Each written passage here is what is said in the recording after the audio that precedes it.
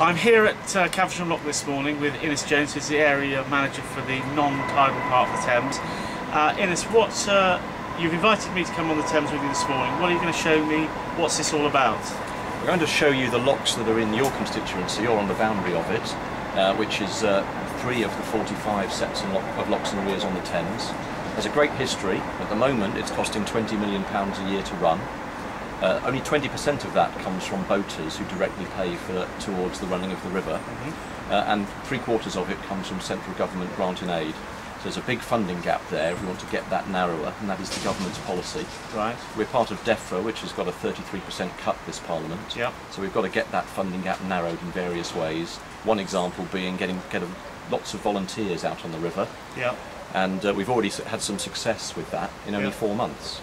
So we also need to do things to commercialise the river and make more money from the properties we've got on the lock islands whilst retaining their character. So everything we can talk about is all about following the government's policy to close the deficit, close funding gaps like this, and potentially move the Thames waterway towards being part of a national waterways charity, which is the government's policy. With the Thames being a massive river that drains more of England than any other, that's quite complicated. Yeah. So we'll talk about that for quite a long time and cover quite a lot. Brilliant. Well, I'm hoping for an interesting morning, learning a lot about the river and about the locks, particularly ones in my constituency.